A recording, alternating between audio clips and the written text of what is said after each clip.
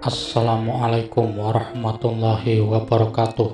Selamat datang di channel Nasihat Kehidupan, channel yang selalu setia menemani Anda dengan kisah-kisah dan cerita yang menarik, seperti kisah berikut ini yang berjudul Pengislaman Nusantara dan Runtuhnya Majapahit bagian 1. Majapahit adalah sebuah kerajaan besar. Wilayahnya membentang dari ujung utara Pulau Sumatera sampai Papua, bahkan Malaka yang sekarang dikenal dengan nama Malaysia, termasuk wilayah kerajaan Majapahit.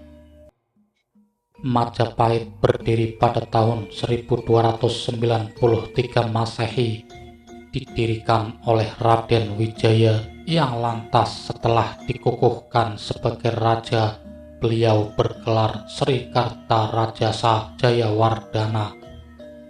Eksistensi Majapahit sangat disegani di seluruh dunia. Di wilayah Asia, hanya Majapahit yang ditakuti oleh Kekaisaran Tiongkok Cina. Di Asia ini, pada abad ke-13, hanya ada dua kerajaan besar, Tiongkok dan Majapahit. Lambang negara Majapahit adalah Surya.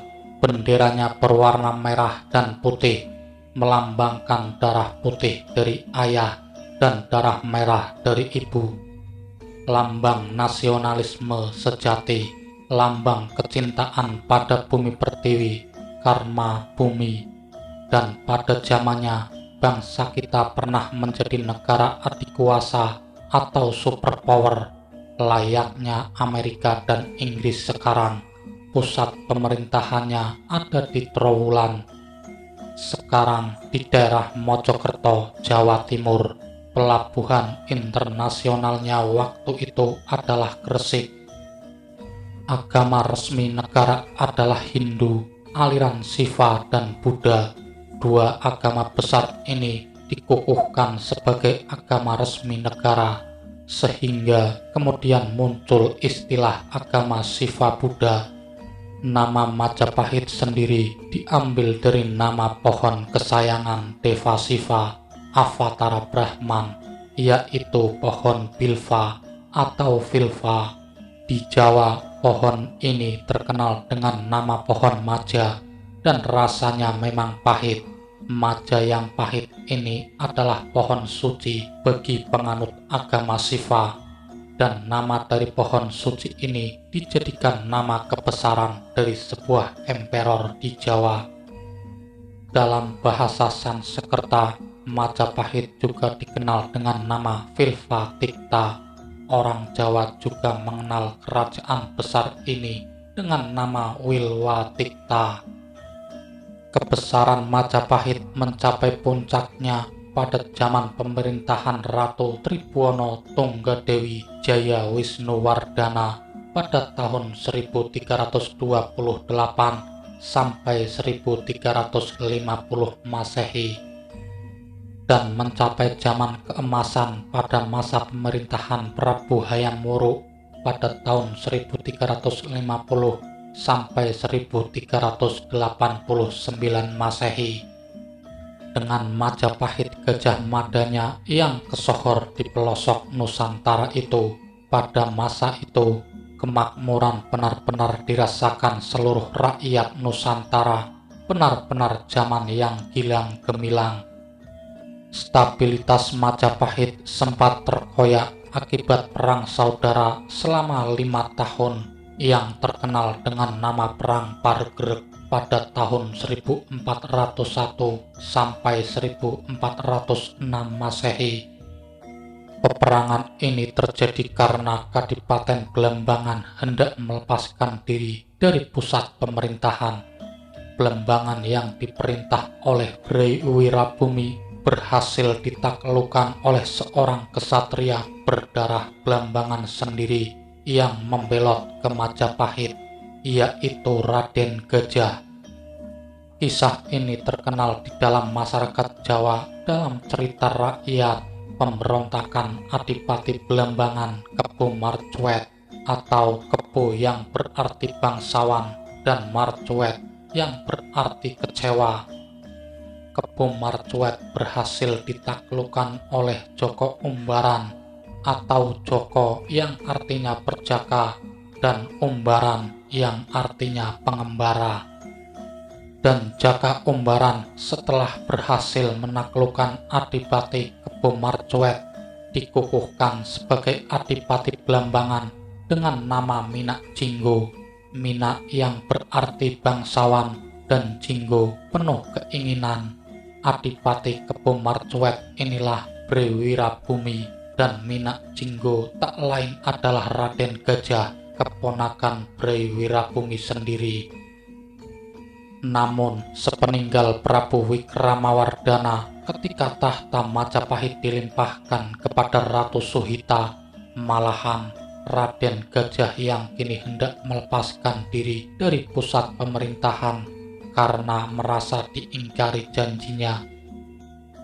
Dan tampillah Raden Parameswara yang berhasil memadamkan pemberontakan Raden Gajah. Pada akhirnya Raden Parameswara diangkat sebagai suami oleh Ratu Suhita. Dalam cerita rakyat inilah kisah Damarwulan atau Ratu Suhita tak lain adalah Kencana Wungu. Kencana yang berarti mutiara dan Wungu yang berarti pucat pasi atau ketakutan. Dan Raden Parameswara adalah Damarwulan atau Damar yang artinya pelita dan Wulan yang artinya sang rembulan. Kondisi Majapahit stabil lagi hingga pada tahun 1453 Masehi. Tahta Majapahit dipegang oleh Raden Kertabumi yang lantas terkenal dengan gelar Prabu Brawijaya atau Brawijaya. Pada zaman pemerintahan beliau inilah Islamisasi mulai merambah wilayah kekuasaan Majapahit, dimulai dari Malaka dan kemudian mulai masuk menuju ke pusat kerajaan ke Pulau Jawa. Dan kisahnya adalah sebagai berikut. Di wilayah Kamboja Selatan dulu terdapat kerajaan kecil yang masuk dalam wilayah kekuasaan Majapahit, Kerajaan Campa namanya, atau yang sekarang hanya menjadi Perkampungan Campa. Kerajaan ini berubah menjadi kerajaan Islam semenjak Raja Campa memeluk agama baru itu. Keputusan ini diambil setelah seorang ulama Islam datang dari Samarkand atau Bukhara, atau yang sekarang di daerah Rusia Selatan. Ulama ini bernama Syekh Ibrahim As-Samarkand. Selain berpindah agama, Raja Campa bahkan mengambil Syekh Ibrahim As-Samarkand sebagai menantu. Raja Campa memiliki 2 orang putri, yang sulung bernama Dewi Candrawulan dan yang bungsu bernama Dewi Annarawati. Syekh Ibrahim As-Samarkand dinikahkan dengan Dewi Candrawati. Dari hasil pernikahan ini lahirlah 2 orang putra, yang sulung bernama Sayyid Ali Murtado dan yang bungsu bernama Sayyid Ali Rahmat. Karena berkebangsaan Campa atau Indo-Cina, Sayyid Ali Rahmat juga dikenal dengan nama Bong Suiho atau nama Campa dari Sayyid Ali Murtado, Raja Campa, Dewi Candrawulan dan Dewi Annarawati. Kerajaan Campa di bawah kekuasaan Kerajaan Besar Majapahit yang berpusat di Jawa. Pada waktu itu Majapahit diperintah oleh Raden Kertabumi atau Prabu Brawijaya semenjak tahun 1453 Masehi.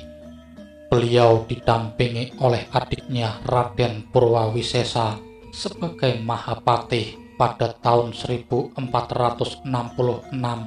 Raden Purwawisesa mengundurkan diri dari jabatannya dan sebagai penggantinya diangkatlah Bray Pandan Salas.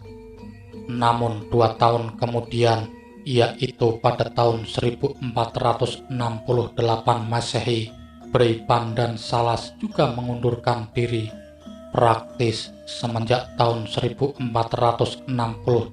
Masehi, Prabu Brawijaya memerintah Majapahit tanpa didampingi oleh seorang Mahapatih.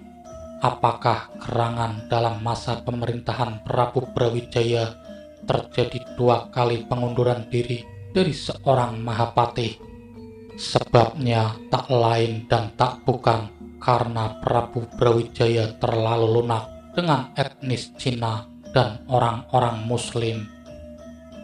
Diceritakan begitu Prabu Brawijaya naik tahta, Kekaisaran Tiongkok mengirimkan seorang putri Cina yang sangat cantik sebagai persembahan kepada Prabu Brawijaya untuk dinikahi.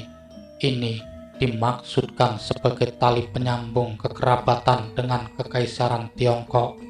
Putri ini bernama Tan Eng Kian, sangat cantik dan tiada bercacat. Karena kecantikannya, setelah Prabu Brawijaya menikahi putri ini, praktis beliau hampir-hampir melupakan istri-istrinya yang lain, atau Prabu Brawijaya banyak memiliki istri. Dari berbagai istri beliau lahirlah tokoh-tokoh besar. Ketika Putri Tan Eng Kian tengah hamil tua, rombongan dari kerajaan Campa datang menghadap. Raja Campa sendiri yang datang, diiringi oleh para pembesar kerajaan dan ikut juga dalam rombongan Dewi Anarawati. Raja Campa banyak membawa upeti sebagai tanda takluk, dan salah satu upeti yang sangat berharga adalah Dewi Anarawati sendiri. Melihat kecantikan putri berdarah Indo-Cina ini, Prabu Brawijaya terpikat, dan begitu Dewi Anarawati telah beliau beristri, Tan Eng Kian, putri Cina yang tengah hamil tua itu seakan-akan sudah tidak ada lagi di istana. Perhatian Prabu Brawijaya kini beralih kepada Dewi Anarawati. Saking tergila-gilanya manakala Dewi Anarawati meminta agar Tan Eng Kian disingkirkan dari istana, Prabu Brawijaya menurutinya. Tan Eng Kian diceraikan. Lantas putri Cina yang malang ini diserahkan kepada Adipati Palembang, Arya Damar, untuk diperistri. Adipati Arya Damar sesungguhnya juga peranakan Cina. Dia adalah putra selir Prabu Wikramawardhana, Raja Majapahit yang sudah wafat, yang memerintah pada tahun 1389 sampai 1429 Masehi dengan seorang putri Cina pula. Nama Cina Adipati Arya Damar adalah Xuan Liong. Menerima pemberian seorang janda dari raja adalah suatu kehormatan besar. Perlu dicatat, Xuan Liong adalah Cina Muslim. Dia masuk Islam setelah berinteraksi dengan etnis Cina di Palembang, keturunan pengikut Laksamana Cheng Ho yang sudah tinggal lebih dahulu di Palembang. Oleh karena itulah, Palembang waktu itu adalah sebuah kadipaten di bawah kekuasaan Majapahit yang bercorak Islam. Arya Damar menunggu kelahiran putra yang dikandung Tan Eng Kian sebelum ia menikahinya. Begitu putri Cina ini selesai melahirkan, dinikahilah dia oleh Arya Damar. Anak yang lahir dari rahim Tan Eng Kian hasil dari pernikahannya dengan Prabu Brawijaya adalah seorang anak laki-laki diberi nama Tan Eng Huat. Karena ayah tirinya Muslim, dia juga diberi nama Hasan. Kelak di Jawa, dia terkenal dengan nama Raden Patah. Dari hasil perkawinan Arya Damar dengan Tan Eng Kian, lahirlah juga seorang putra diberi nama Kinsan. Nama Muslimnya adalah Husain. Kelak di Jawa, dia terkenal dengan nama Adipati Pecat Tondo atau Adipati Terung yang terkenal itu. Kembali ke Jawa, Dewi Anarawati yang muslim itu telah berhasil merebut hati Prabu Brawijaya. Dia lantas menggulirkan rencana selanjutnya setelah berhasil menyingkirkan pesaingnya Tan Eng Kian. Dewi Anarawati meminta kepada Prabu Brawijaya agar saudara-saudaranya yang muslim yang banyak tinggal di pesisir utara Jawa dibangunkan sebuah asrama, sebuah pesantian, sebuah padepokan, seperti halnya padepokan para pandita Siva dan para wiku Buddha. Mendengar permintaan istri tercintanya ini, Prabu Brawijaya tak bisa menolak. Namun yang menjadi masalah, siapakah yang akan mengisi jabatan sebagai seorang guru layaknya padepokan Siva atau Mahawiku layaknya padepokan Buddha. Ucuk dicinta ulam pun tiba. Dewi Anarawati segera mengusulkan agar diperkenankan memanggil kakak iparnya, Syekh Ibrahim As-Samarkand, yang kini ada di Campa untuk tinggal sebagai guru di asrama Islam yang hendak dibangun, dan lagi-lagi Prabu Brawijaya menyetujuinya. Para pembesar Majapahit, para pendito Siva, dan para wiku Buddha sudah melihat gelagat yang tidak baik. Mereka dengan halus memperingatkan Prabu Brawijaya agar selalu berhati-hati dalam mengambil sebuah keputusan penting. Tak kurang-kurang Sabdo Palon dan Noyo Kenggong, punakawan terdekat Prabu Brawijaya, juga sudah memperingatkan agar momongan mereka ini berhati-hati, tidak gegabah. Namun Prabu Brawijaya bagaikan orang mabuk, tak satupun nasihat orang-orang terdekatnya beliau didengarkan. Perekonomian Majapahit sudah hampir didominasi oleh etnis Cina semenjak putri Tan Eng Kian diperistri oleh Prabu Brawijaya, dan memang itulah misi dari Kekaisaran Tiongkok. Kini dengan masuknya Dewi Anarawati, orang-orang muslim pun mendapat kesempatan besar. Apalagi pada waktu itu banyak juga orang Cina yang muslim. Semua masukan bagi Prabu Brawijaya tersebut tidak satupun yang diperhatikan secara sungguh-sungguh. Para pejabat daerah mengirimkan surat khusus kepada sang Prabu yang isinya mengeluhkan tingkah laku para pendatang baru ini, namun tetap saja ditanggapi acuh tak acuh. Hingga pada suatu ketika, manakala ada acara rutinan tahunan di mana para pejabat daerah harus menghadap ke ibu kota Majapahit sebagai tanda kesetiaan, Ki Ageng Kutu, Adipati Wengker mempersembahkan tarian khusus buat sang Prabu. Tarian ini masih baru, belum pernah ditampilkan dimanapun. Tarian ini dimainkan dengan menggunakan piranti tari bernama Dadak Merak, yaitu sebuah piranti tari yang berupa duplikat kepala harimau dengan banyak hiasan bulu-bulu burung merak di atasnya. Dadak Merak ini dimainkan oleh satu orang pemain dengan diiringi oleh para prajurit yang bertingkah pola seperti banci. Sekarang dimainkan oleh wanita Tolen, ditambah satu tokoh yang bernama Pujang Ganom dan satu orang jatilan. Sang Pujang Ganom tampak menari-nari acuh tak acuh, sedangkan jatilan melompat-lompat seperti orang gila.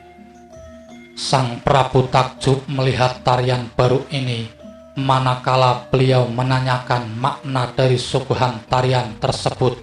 Ki Ageng Kutu, adipati dari Wengker yang terkenal berani itu, tanpa sungkan-sungkan lagi menjelaskan bahwa Dadak Merak adalah simbol dari kerajaan Majapahit sendiri. Kepala harimau adalah simbol dari sang Prabu. Bulu-bulu merak yang indah adalah simbol permaisuri sang Prabu yang terkenal sangat cantik, yaitu Dewi Anarawati. Pasukan Banci adalah pasukan Majapahit, Pujangganom adalah simbol dari pejabat teras, dan Jatilan adalah simbol dari pejabat daerah. Arti sesungguhnya adalah kerajaan Majapahit kini diperintah oleh seekor harimau yang dikangkangi oleh burung merak yang indah. Harimau itu tidak berdaya di bawah selangkangan sang burung merak. Para prajurit Majapahit sekarang berubah menjadi penakut, melempem dan banci, sangat memalukan. Para pejabat teras acuh tak acuh, dan pejabat daerah dibuat kebingungan menghadapi invasi halus. Imperialisasi halus yang kini tengah terjadi, dan terang-terangan Ki Ageng Kutu memperingatkan agar Prabu Brawijaya berhati-hati dengan orang-orang Islam. Kesenian sindiran ini kemudian hari dikenal dengan nama Reog Ponorogo. Mendengar kelancangan Ki Ageng Kutu, Prabu Brawijaya murka, dan Ki Ageng Kutu bersama para pengikutnya segera meninggalkan Majapahit. Sesampainya di Wengker, beliau memaklumatkan perang dengan Majapahit. Prabu Brawijaya mengutus putra selirnya, Raden Betara Katong, untuk memimpin pasukan Majapahit menggempur Kadipaten Wengker. Prabu Brawijaya menjanjikan daerah atau perdikan. Daerah perdikan adalah daerah otonom. Beliau menjanjikannya kepada Dewi Anarawati, dan Dewi Anarawati meminta daerah Ampel Denta agar dijadikan daerah otonom bagi orang-orang Islam, dan di sana rencananya akan dibangun sebuah asrama besar, pusat pendidikan bagi kaum muslim. Begitu Prabu Brawijaya menyetujui hal ini, maka Dewi Anarawati atas nama negara mengirim utusan ke Campa meminta kesediaan Syekh Ibrahim As-Samarkand untuk tinggal di Majapahit dan menjadi guru dari padepokan yang hendak dibangun.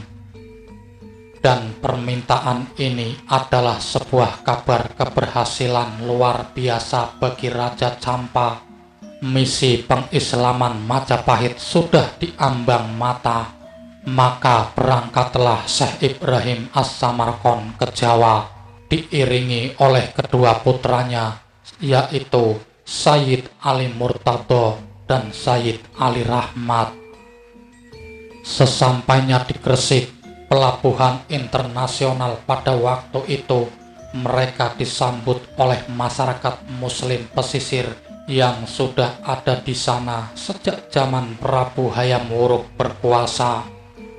Masyarakat muslim ini mulai mendiami pesisir utara Jawa semenjak kedatangan Syekh Maulana Malik Ibrahim, yang pada waktu itu memohon menghadap kepada Prabu Hayam Wuruk hanya untuk sekedar meminta beliau agar pasrah memeluk Islam. Tentu saja permintaan ini ditolak oleh sang Prabu Hayam Wuruk pada waktu itu karena dianggap lancang. Namun beliau sama sekali tidak menjatuhkan hukuman. Beliau dengan hormat mempersilahkan rombongan Syekh Maulana Malik Ibrahim agar kembali pulang. Namun sayang, di Gresik banyak para pengikut Syekh Maulana Malik Ibrahim terkena wabah penyakit yang datang tiba-tiba. Banyak yang meninggal.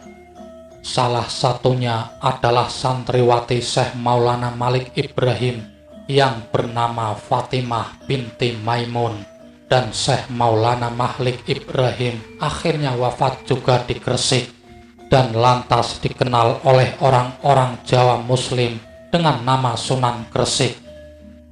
Syekh Maulana Malik Ibrahim atau Sunan Gresik telah datang jauh-jauh hari sebelum ada yang dinamakan dengan Dewan Wali Sanga atau perkumpulan orang-orang suci. Sanga sendiri diambil dari bahasa Sanskerta. Bandingkan dengan doktrin Buddhis mengenai Buddha, Dharma, dan Sangha. Kata-kata Wali Sanga lama-lama berubah menjadi Wali Songo yang artinya Wali Sembilan. Rombongan dari Campak ini sementara waktu beristirahat di Gresik sebelum meneruskan perjalanannya menuju ibu kota negara Majapahit. Sayang, setibanya di Gresik, Syekh Ibrahim As-Samarkand jatuh sakit dan meninggal dunia. Orang Jawa Muslim mengenalnya dengan nama Syekh Ibrahim Semorokondi yang makamnya masih ada di Gresik sekarang. Kabar meninggalnya Syekh Ibrahim As-Samarkand sampai juga di istana. Dewi Anarawati bersedih. Lantas kedua putra Syekh Ibrahim As-Samarkand dipanggil menghadap. Atas usul Dewi Anarawati, Sayyid Ali Rahmat diangkat sebagai pengganti ayahnya sebagai guru dari sebuah padepokan Islam yang hendak didirikan. Bahkan Sayyid Ali Rahmat dan Sayyid Ali Murtado mendapat gelar kebangsawanan Majapahit, yaitu Rahadian atau Raden. Jadilah mereka dikenal dengan nama Raden Rahmat dan Raden Murtolo. Orang Jawa tidak bisa mengucapkan huruf do. Huruf do berubah menjadi lo, seperti ridho jadi rilo, Ramadan menjadi ramelan, riyadoh jadi rialat, dan lain-lain. Namun lama-kelamaan Raden Murtolo dikenal dengan nama Raden Santri. Makamnya juga ada di Gresik sekarang. Raden Rahmat disokong pendanaan dari Majapahit membangun pusat pendidikan Islam pertama di Jawa. Para muslim pesisir datang membantu. Tak berapa lama berdirilah Padepokan Ampel Denta. Istilah padepokan lama-lama berubah menjadi pesantren untuk membedakannya dengan asrama pendidikan agama Siva dan agama Buddha. Lantas di kemudian hari Raden Rahmat dikenal dengan nama Sunan Ampel. Raden Santri mengembara ke Bima menyebarkan Islam di sana hingga ketika sudah tua ia kembali ke Jawa dan meninggal di Gresik. Para pembesar Majapahit, para pendito Siva, dan para wiku Buddha sudah memperingatkan Prabu Brawijaya, sebab sudah terdengar kabar di mana-mana kaum baru ini adalah kaum misioner, kaum yang punya misi tertentu. Malaka sudah berubah menjadi Kadipaten Islam, Pasai juga, Palembang juga, dan kini gerakan itu sudah semakin dekat dengan pusat kerajaan. Semua telah memperingatkan Sang Prabu, tak ketinggalan pula Sabdo Palon dan Noyo Genggong. Namun bagaikan berlalunya angin, Prabu Brawijaya tetap tidak mendengarkannya. Raja Majapahit yang ditakuti ini kini bagaikan harimau yang takluk di bawah ganggangan burung merak Dewi Anarawati. Benarlah apa yang dikatakan oleh Ki Ageng Kuto dari Wengker dulu. Bersambung. Nantikan cerita selanjutnya di channel Nasihat Kehidupan. Wassalamualaikum warahmatullahi wabarakatuh.